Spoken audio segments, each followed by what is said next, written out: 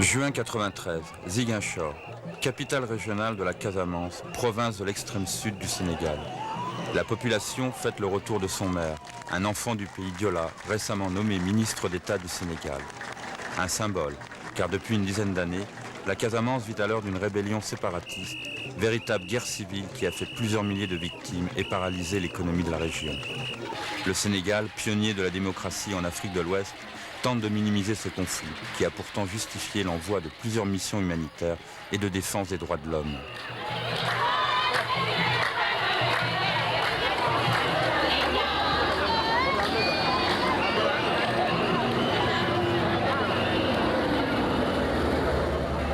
À l'origine de ce conflit, le rattachement de la Casamance au Sénégal, lors du découpage de l'ancienne Afrique occidentale française. La Casamance est séparée du nord du Sénégal par la Gambie, véritable déchirure entre les deux parties d'un même État. Tous les experts s'accordent pour dire que c'est une aberration géopolitique. Pour les indépendantistes, la décolonisation n'a été rien d'autre qu'une passation de pouvoir entre deux puissances d'occupation. Hier, le colon était le français, aujourd'hui, c'est le sénégalais.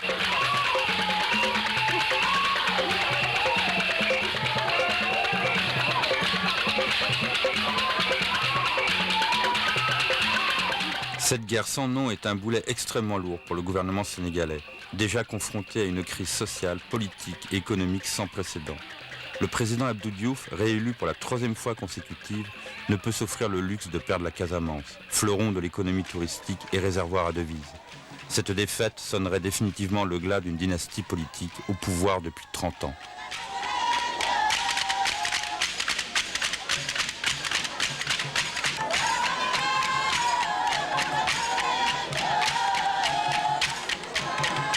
Il est des fêtes qui ont un goût amer. Le nouveau ministre sait qu'il est peut-être le médiateur de la dernière chance et qu'au moindre faux pas, la région peut s'embraser d'ouest en est. Je souhaite que la paix revienne définitivement dans notre région pour nous permettre de conduire les destinées de cette région, pour nous permettre de conduire les destinées de la Casamance dans les meilleures conditions possibles.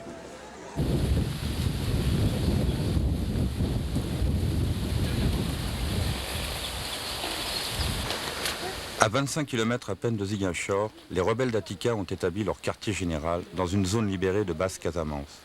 Atika en diola signifie le combattant, nom donné à la branche armée du mouvement des forces démocratiques de Casamance, le MFDC. Plusieurs bases seraient disséminées le long de la frontière sénégalo-guinéenne. Chacune d'elles compterait jusqu'à plusieurs centaines de combattants. C'est la première fois qu'une caméra de télévision est tolérée ici.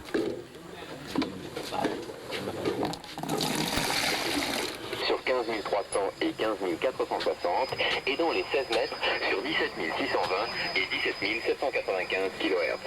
Pour les pays du Maghreb et la Libye, nous poursuivons nos émissions dans les 25 mètres sur 11 705 et dans les 19 mètres sur 15 300 et 15 400. D'origine paysanne, les jeunes maquisards d'Atika sont particulièrement bien entraînés.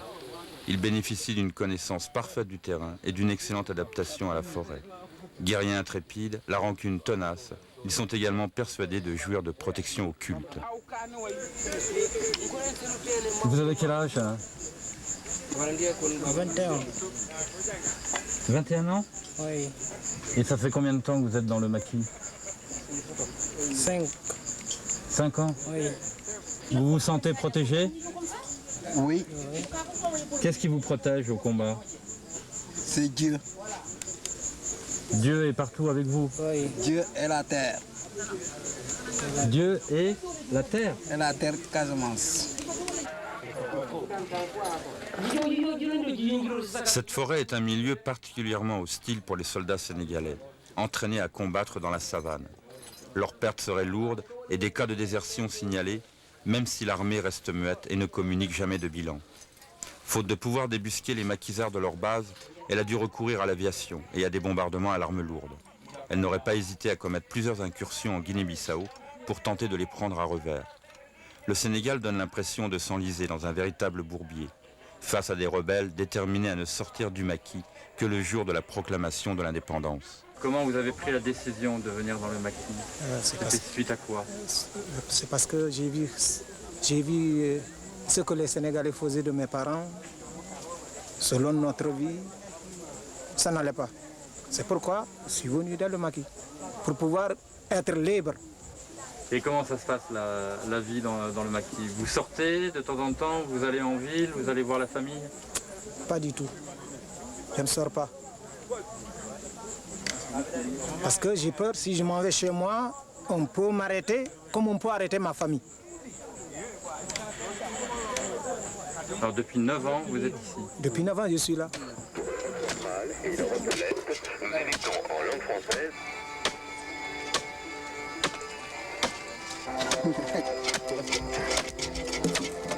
Attica nie recevoir toute aide de pays étrangers. Le gros de son armement proviendrait de stocks ayant appartenu aux guérilleros de Guinée-Bissau, alors en guerre contre les colons portugais. Il y a une quinzaine d'années, ces armes et munitions avaient été enterrées en Casamance, le long de la frontière. L'autre grande source d'approvisionnement serait l'armée sénégalaise elle-même. Ça, c'est la mitrailleuse 12-7 récupérée des mines de l'ennemi le 5 mars 1991.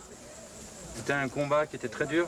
Enfin, on dit combat dur si dans la mesure où l'ennemi a pu peut-être résister un peu. Mais enfin, dur parce que oui.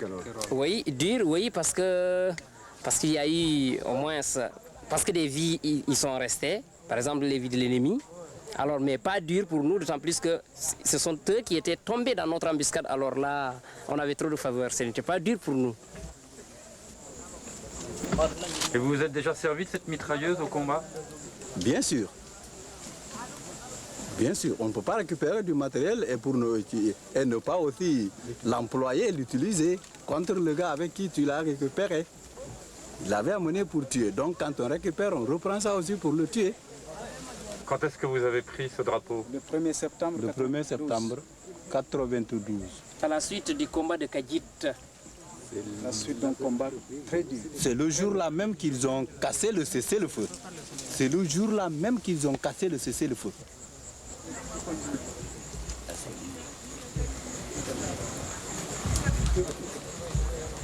La crise casamançaise a éclaté au grand jour le 25 décembre 1982, après la répression sanglante d'une marche pacifiste organisée à Ziguinchor par le MFDC. Bilan officiel, une trentaine de morts. Mais d'autres sources affirment qu'il y eut plusieurs centaines de victimes. En ce jour de Noël 82, la population était venue de toute la Casamance pour présenter ses griefs aux autorités administratives et réclamer la venue du président Abdou Diouf. Symboliquement, la foule remplaça les drapeaux sénégalais des bâtiments publics par des drapeaux blancs. Quand nous étions tout près d'Ima pour descendre le drapeau sénégalais, le capitaine de gendarmerie a sorti son PA qu'il a brandi sur la foule. Tous ses collègues et ses subordonnés ont crié « Chef, ne tirez pas, mon capitaine, ne tirez pas ». Il a fait la sourde oreille, se sentant supérieur, au Casamance qu'ils prennent de leur d'infériorité. Il a vidé tout le chargeur qu'il avait dans son pistolet. Malgré toutes ces balles qui sifflaient tout autour de nous, qui nous blessaient, et nous étions déterminés à descendre le drapeau. Aucun drapeau sénégalais ne doit flotter à l'intérieur de la commune de Ziguinchor. Depuis ce jour, ils ont arrêté des gens, ils ont emprisonné, ils en ont frappé, ils en ont torturé de toutes les façons, ils en ont emprisonné à Dakar. Leur internement n'a pas été vraiment humain. Tous les sévices et ces gens déportés à Dakar les ont subis. Parmi ces arrêtés, des Mandingues, des Peuls, des Bambara. Mais quand les gens cela arrivent au cours de l'interrogatoire, les policiers disent non, non, non, nous n'avons pas besoin des autres races, nous n'avons besoin que de la race Diola. Parmi nous ici, un Peul est là, un Manchac est là, un Balante par ici, un Mandin que je suis, plusieurs ethnies sont ici présents. Alors, si on accuse les MFDC d'être une expression uniquement Diola, ça, je pense bien que si c'était ça, ça n'aurait pas la peine de lutter pour une indépendance. Car une indépendance se lutte pour tout un peuple, pour tout le monde entier. Quand on a des épines sous les pieds, je pense bien que ou bien c'est la mort ou bien on les enlève. Les Sénégalais pour nous, c'est les épines. nous ne pouvons pas vivre la répression sénégalaise. Ce n'est pas possible. Ce néocolonialisme, nous ne pouvons pas le vivre. Ce que nous savons, nous, c'est que c'est l'indépendance ou c'est la guerre.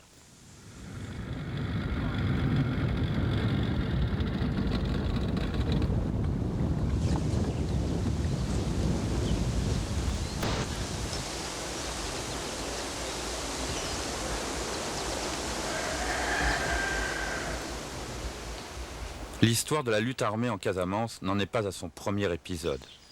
Se replier dans les profondeurs de la forêt est presque devenu une coutume locale. Les Casamançais rappellent avec fierté que sur 3 siècles et demi de résistance aux occupants, portugais, français, puis aujourd'hui sénégalais, c'est plus de 3 siècles de lutte armée qu'ils totalisent. La résistance a son héroïne, c'est la prêtresse Aline Sitoé Diatta. En 1940, elle est domestique à Dakar chez des Européens et ignore encore tout de son incroyable destinée.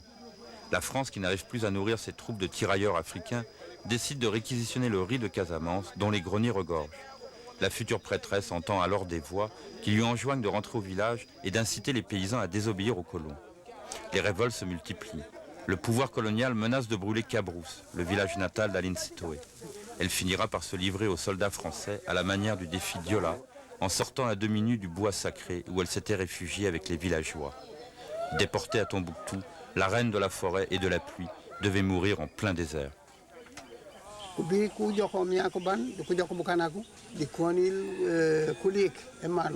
Les Blancs sont venus arrêter les habitants de Cabrousse. Puis ils nous ont obligés à donner notre riz. Dans tous les villages, d'ici jusqu'à Diembéré.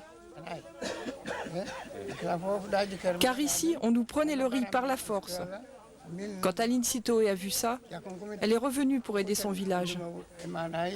Pour qu'on ne donne plus notre riz aux Blancs, mais aussi pour essayer de parler avec eux.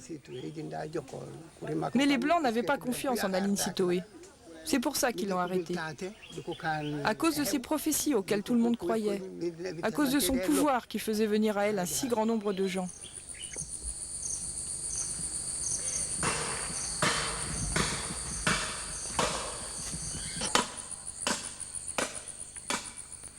Le pouvoir occulte des prêtresses Diola ne se transmet pas, il ne s'apprend pas.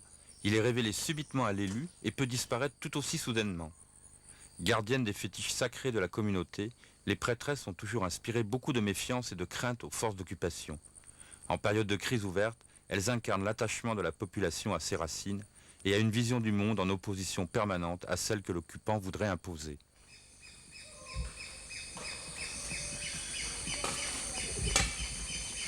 L'actuelle prêtresse vit avec sa famille en pleine zone de combat. Bien qu'à milieu de la notion occidentale d'écologie, elle dénonce l'agriculture moderne, chimique, imposée par le pouvoir central. Dans une Casamance rurale à 90%, prêcher le retour aux pratiques ancestrales suffit à la rendre suspecte de dissidence. Je suis très mécontente, car on m'accuse d'entraver la politique du gouvernement.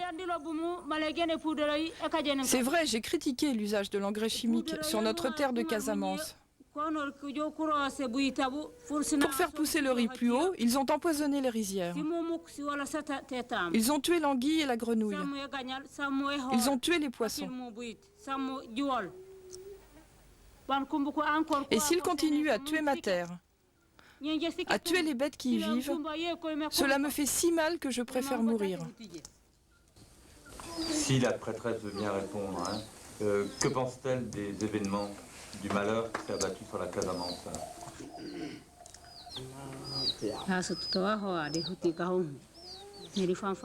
Mon seul pouvoir est de prier pour que la paix revienne, car je ne veux plus que le sang se mêle à l'eau.